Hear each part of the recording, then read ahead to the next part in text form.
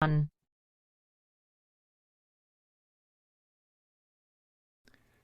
You will hear a number of different recordings, and you'll have to answer questions on what you will hear. There will be time for you to read the instructions and questions, and you will have a chance to check your work. All the recordings will be played once only. Write all of your answers on the test pages. At the end of the test, you will be given 10 minutes to transfer your answers to an answer sheet.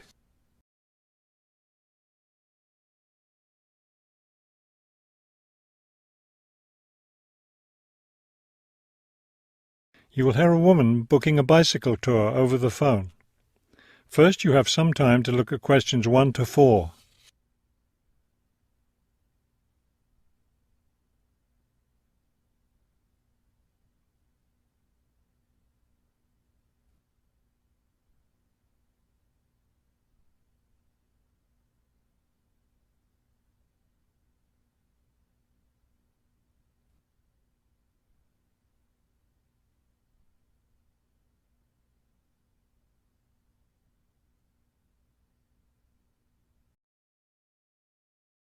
Now we shall begin. You should answer the questions as you listen, because you will not hear the recording a second time. Listen carefully and answer questions 1 to 4. Global Bicycle Tours, may I help you? Yes, thank you. I'd like to sign up for a bicycle tour. Which tour were you interested in? We have the River Valley Tour coming up in June and the Mountain Tour in July. The River Valley tour is in June. I thought it was in May. It actually takes place the first week of June. Oh, I see. Well, I can still do that. The River Valley tour is the one I want. Splendid. Just let me take your information. May I have your name, please? Carla Schmidt. That's Carla with a K, not a C. Karla. Thank you, Miss Schmidt. Address? Do you need a street address, or can I give you my post office box? A post office box is fine. It's P.O. Box 257, Manchester. Thank you. Okay, next. Will you be bringing your own bicycle, or do you want to rent one from us? I'll bring my own. Excellent. Now, we provide all the meals, so we need to know if you have any dietary restrictions. I don't think so. What do you mean? I mean, if there's any food you can't eat. Some people have food allergies or are vegetarian or have to avoid dairy products, things like that. Oh, I see. Well, yes, I'm a vegetarian. I never eat meat. Before you hear the rest of the conversation, you have some time to look at questions 5 to 10.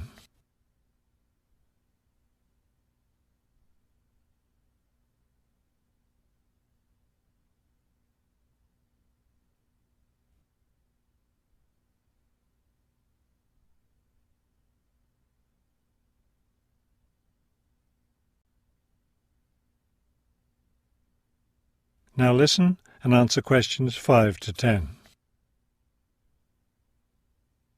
All right, I'll make a note of that. Now, the total cost of the tour is $750.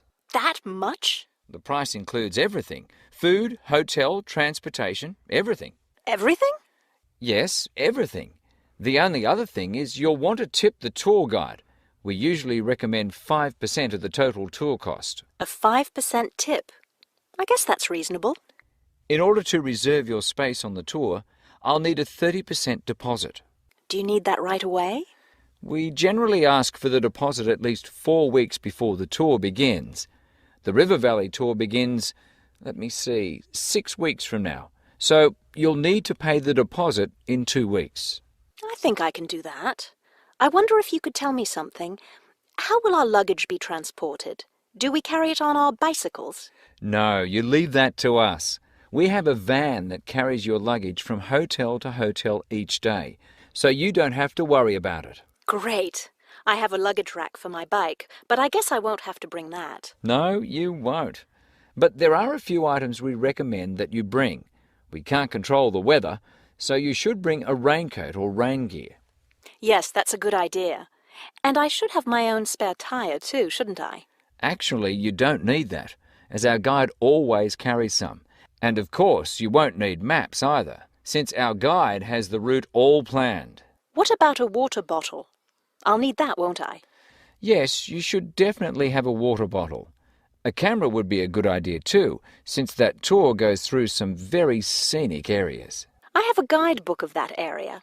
I wonder if I should bring it along. We don't recommend guidebooks. It would just be extra weight, and the tour guide knows a great deal about the area. Yes, I see. Is there anything else I need to know? I think we've covered the important points. I'll send you a tour brochure, and you can call again if you have any questions. Thank you very much. That is the end of part 1. You now have half a minute to check your answers.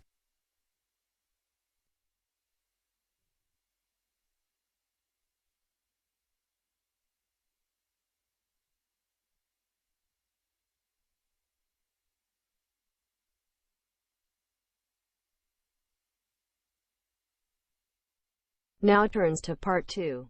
Part 2. You will hear a tour of a newly renovated health club. First, you have some time to look at questions 11 to 15.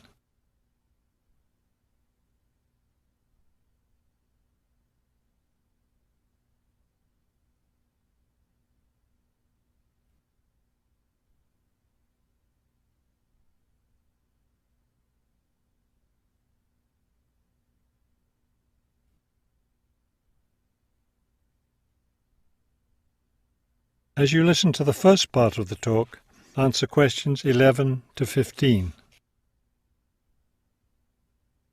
Thank you all for coming to see the new renovations to the Hartford Health Club.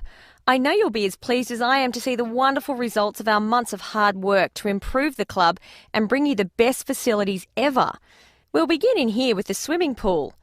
You'll notice the new colour of the adult pool, a lovely cool green. Now walk over here and look at the children's pool. It's the same green, but as you see, with brightly coloured sea creatures painted everywhere. Both of the pools needed painting, not only for maintenance, but I think the new colour greatly improves the atmosphere of this part of the club. Next, let's take a look at the locker rooms. Don't worry, there's no one using them just now. Doesn't it feel roomy in here? We've expanded both the men's and women's locker rooms, so now they'll be much more comfortable to use. There are bigger lockers, a good deal more room in the dressing area, and more places to store extra towels and equipment. Be careful as you walk through here. The floor's just been polished and may be a bit slippery. Let's go up to the exercise room next. Here, you'll notice a new floor. Walk on it. Doesn't that feel comfortable? It's a special material, softer than the old floor, an ideal surface for jogging and exercising. They had to move all the exercise equipment out while they were working on the floor, but don't worry, it will be brought back in before the end of today. Let's step outside now and look at the tennis courts. We haven't done a great deal here except to the equipment. We replaced all the nets and the ball throwing machine. Otherwise, everything is the same as it was before. Let's walk down this hallway, and here we are at the club store in its new location. We thought here by the entrance was a better place for it than where it used to be by the swimming pool. But it still has all the same items for sale, sports equipment and clothes in the club colours.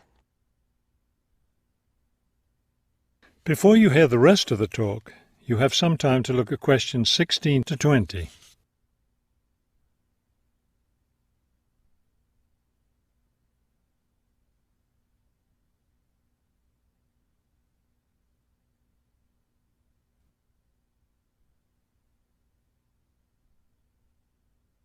Now listen and answer questions 16 to 20. We're excited about the upcoming activities and events to take place in our newly renovated club. Now that the pools are ready for use again, swimming lessons will begin tomorrow for both adults and children. If you haven't signed up yet, you can stop by the office before you leave today and put your name on the list. If you're a tennis player, you'll be interested to hear about the tennis competition coming up on Wednesday. Players from different clubs all over the region will be participating. If you'd like to watch the event, tickets are available in the office. Also, I want to be sure you all know you're invited to our club party coming up next weekend. We're celebrating the completion of the renovation work, and we have a lot to celebrate. The entire renovation project was finished in just 9 months. That's 3 months less than the 12 months we'd originally planned on. We're proud of that, and proud that we came in under budget too. Because we've had such good results with this project, we're already planning the next one. We already have 2 indoor pools, and next year we plan to install an outdoor pool right next to the tennis courts. Details of these plans will be made available to all club members soon. All right, I think we've covered just about everything. Are there any questions? That is the end of part 2. You now have half a minute to check your answers.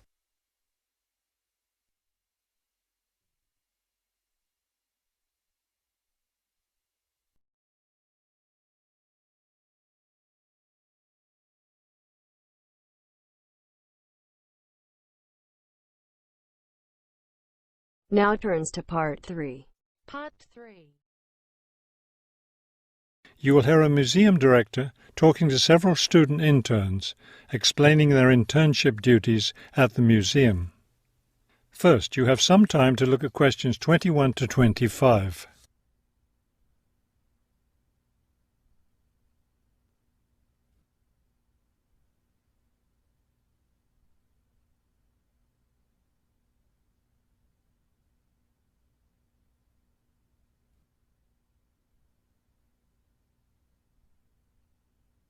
As you listen to the first part of the conversation, answer questions 21 to 25. Welcome to the City Museum of Art. I'm Dr. Shirley Johnson, the director of the museum's internship program. Today, I'll be giving you an orientation to the museum and our museum administrator's internship program. Will we get a chance to tour the museum today? Yes, we'll start right now with a tour of the building. We'll skip the basement. Most of that part of the building is devoted to art conservation, which won't be part of your internship. Let's begin here on the ground floor with the museum offices. I guess this is where we'll be spending most of our time, helping with the office work. You'll spend some time working in here so you can learn what the administrative duties involve. But you'll also get a chance to experience all aspects of museum work. This room in here is the Museum Tours office. I'm interested in that. I'd really like to help out with the tours. That's great, because you'll all have a chance to lead some tours and maybe even to develop a tour of your own, too. Let's go up to the second floor now. This is the boardroom in here, isn't it? Will we get to go to board meetings? Only members of the board of directors attend those. Now, back here behind the galleries are the classrooms. You're all welcome to attend any class you want at no charge. But we won't be teaching any, will we? No, the staff of the education department is responsible for that. Let's move up to the third floor now and the research department. Each of you will spend some time working in here. Great. I'd like to help with the research. We're working on some very interesting research projects right now. Also, as an extension of your research work, you'll probably contribute to some of the museum's brochures. I'm looking forward to that. I like writing about art. Another thing I've been hoping to be able to do is meet some artists. You're in luck then. We've planned a reception for the first day of your internship, and you'll have the chance to meet several local artists then. Before you hear the rest of the conversation, you have some time to look at questions 26 to 30.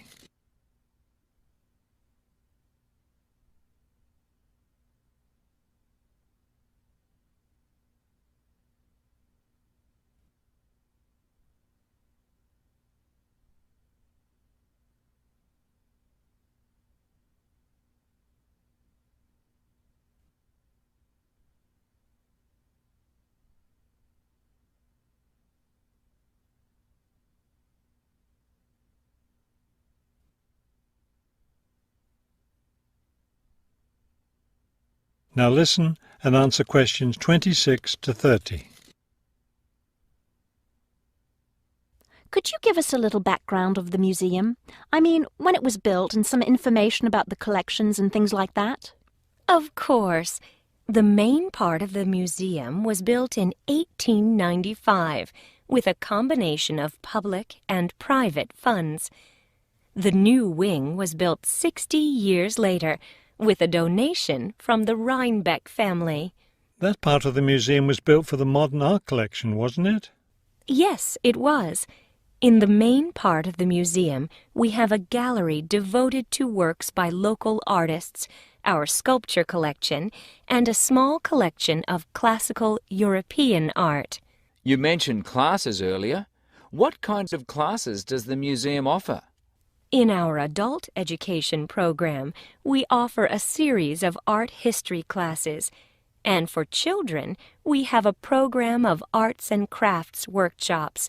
You can get a brochure from the office that will give you more information. I saw a lot of chairs set up in the main hall. What are those for? Those are there for tonight's musical performance.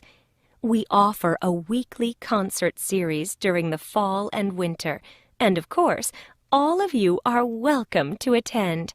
Now, if there are no more questions, let's step into my office and I'll show you your schedules.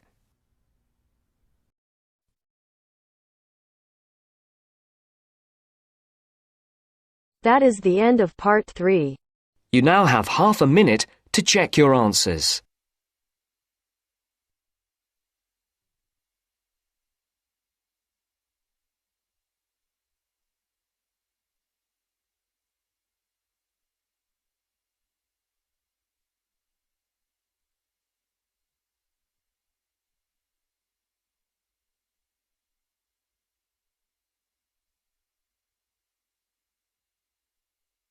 Now turns to part 4. Part 4.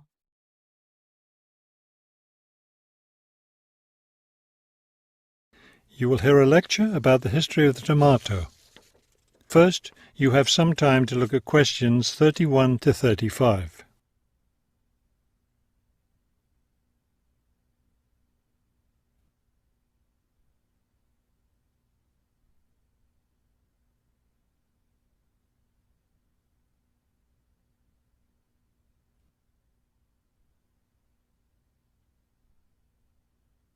Now listen carefully and answer questions 31 to 35. The tomato is a popular vegetable, which figures in the cuisine of many countries around the world. It is particularly prominent in Italian cooking, but it was unknown in Europe until Spanish explorers brought it back from the Americas. The tomato originated in the highlands of Peru. From there, it eventually found its way to Mexico, where it was cultivated by the Aztecs. The Aztec tomato wasn't the large red vegetable we know today. Rather, it was small and yellow. When this small round fruit arrived in Italy, it was named golden apple for its bright yellow color. You'll notice I just called it a fruit. That's because a tomato is botanically a fruit, even though most everyone calls it a vegetable. The actual word tomato comes from the Aztec name for the vegetable, meaning plump thing. The tomato arrived in Europe in the 1500s and quickly became a popular food in Spain and Italy. In the late 1600s, the Italians began publishing recipes that used tomatoes. The British, however, had a different attitude toward the vegetable. It was grown as an ornamental plant in Britain in the 1600s, but it wasn't eaten because it was thought to be poisonous. It wasn't until the 1700s that tomatoes became part of the daily diet in Britain. Before you hear the rest of the talk, you have some time to look at questions 36 to 40.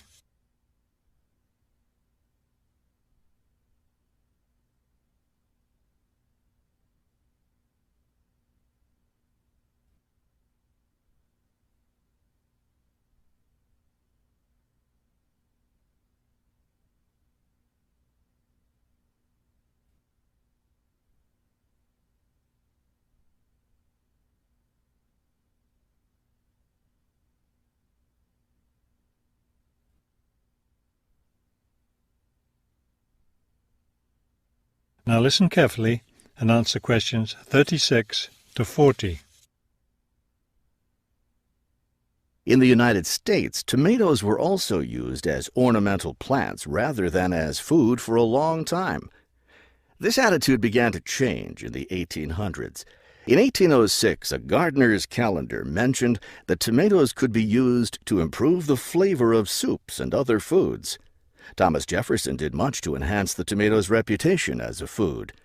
He first served tomatoes to visitors at his home in Virginia in 1809. Then in 1820, a man named Robert Gibbon Johnson decided it was time to discard once and for all the idea that tomatoes were poisonous. To prove his point, he ate 1 kilo of ripe red tomatoes in public. 2,000 people gathered to watch this feat, which took place on the steps of the courthouse in Salem, Massachusetts. Amazingly enough, Johnson survived this stunt. The popularity of the tomato as a food began growing rapidly. Soon people all around the country were eating tomatoes. By the 1830s, American newspapers and magazines were publishing thousands of tomato recipes. However, all those recipes involved using tomatoes in some cooked form. Tomato salads and sandwiches were still unknown. It wasn't until a century later, in the 1930s, that it became popular for people to eat raw tomatoes. That is the end of part 4.